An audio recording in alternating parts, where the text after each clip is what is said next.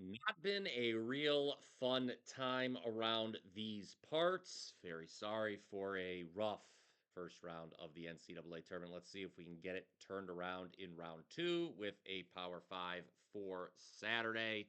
As a reminder, as I'm going through these games at any time, feel free to comment down below with your thoughts. Smash that like button if you agree.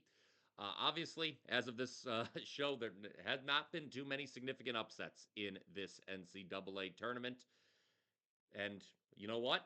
I'm going to kind of reverse course here and stick with that. Our first game is Purdue against McNeese, 12:10 Eastern on CBS. McNeese, for the first time all season, they went to a 2-3 zone. It caught Clemson off guard on Thursday, got off to a big lead, did the Cowboys in the first half, and then they sort of held on for dear life. But Purdue now has the advantage of being prepared for that particular wrinkle. The Boilermakers, I said they would score. I, they didn't score as many as I thought they would, but they did cover against High Point. They dominated the interior in that game, finished with a plus 21 rebounding edge, a plus 16 edge in points of the paint. I'm expecting the same here against McNeese. 4 seeds historically benefit from facing 12 seeds in the round of 32. 9-4 ATS since 2014. Let's not forget McNeese gave up 54 points in the second half against Clemson. Purdue is sixth nationally in offensive efficiency, so I don't think they're going to have much trouble scoring here. Purdue moves on. I would bet them to cover the spread. Hold that thought, though, for just a moment. Second game I want to talk about today is Texas Tech and Drake. That is 6:10 Eastern, and that game is on TNT. Drake shot 54% from the field, 50% from three in round one when they beat Missouri, a Missouri team that shot 33% overall and 25% from three. I don't think those same shooting splits get replicated here against Texas Tech, who I have power rated as a top 10 team in the country now that they are fully healthy. They were up big. The Red Raiders were on UNC Wilmington in the first round by as many as 16 points in the first half, but they went ice cold in the 5 to 6 minutes before halftime, left the Seahawks back in the game. It was interesting. Tech attempted a record 46 three-pointers against UNC Wilmington, made only 13. I think if we can see that volume replicated here against Drake, I think Tech is in for a big offensive game. I expect a much higher shooting percentage from behind the arc. Yes, Drake's going to attempt to slow the game down. They are last in the country in adjusted tempo after all, but I don't see this roster of D2 transfers upsetting one of the best teams in the country. So I would lay the points with Texas Tech as well. But let me tell you what I did here. Go back to that Purdue game. I did a money line parlay. And you can read the complete write up for free on my page, wt.buzz/BP. Right now, Purdue and Texas Tech money line parlay. I got that at minus 116, I believe. Yes, minus 116 is where I had that at. So, again, that's an alternative way. If you don't want to lay the points with Purdue, you don't want to lay the points with Texas Tech, just money line parlay the two. I mean, you don't have to worry about laying points. They just both need to advance.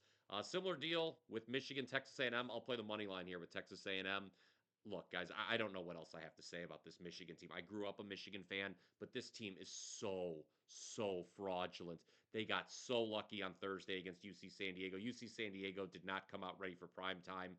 Nevertheless, it wound up being a one possession game at the end, as so many Michigan games have been this season, and as so many Michigan games have ended up this season. The Wolverines come out on the winning end of a close one. They now have 10 wins by 3 points or less. That's most in the country. I thought the officiating was atrocious in that first round game versus UC San Diego. Michigan, first team in 40 years to win 70% or more of their conference games while posting a negative scoring differential in conference play.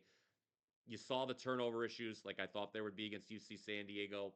You throw in Texas A&M superiority on the offensive glass. They are the number one offensive rebounding team in the country. I think A&M is going to have a big edge in field goal attempts in this game. That should be a massive edge.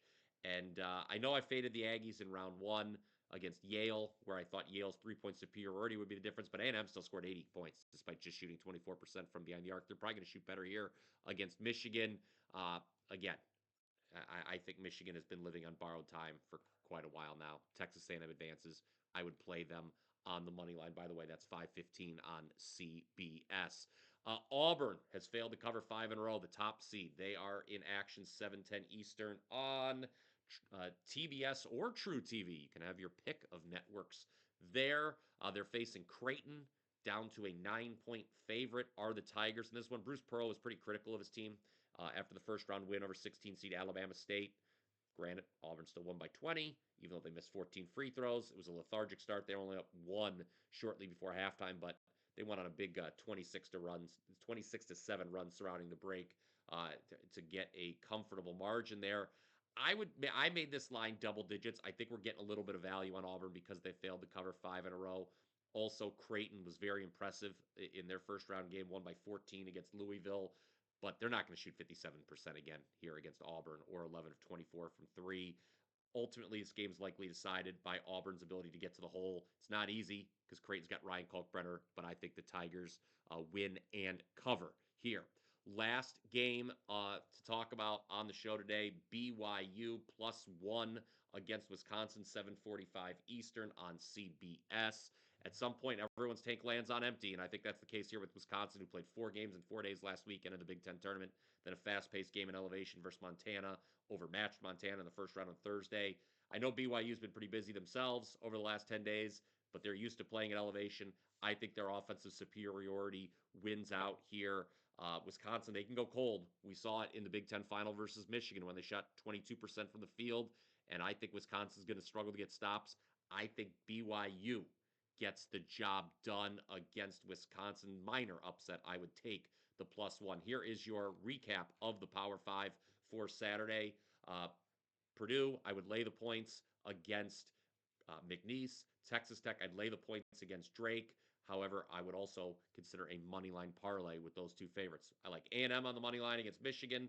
I like Auburn -9 against Creighton, and I like BYU +1 against Wisconsin. Share your thoughts on those games. And by the way, if you caught this show, you just got all my client plays for free. There you go. I'm in a giving mood after the horrible round one. You can head to wt.buzz/BP if you want. For obviously the remainder of the weekend, I'll be back tomorrow. You can check out all my analysis there. Again, I'm very sorry. What a terrible round one it was. Nobody feels it worse than I do, but we bounced back today. Let's get them. We were on a nice 70% run for 3 weeks in college hoops. Regression Monster came at the worst possible time. If you have not smashed that like button already, please do so. Until next time, let's cash some tickets.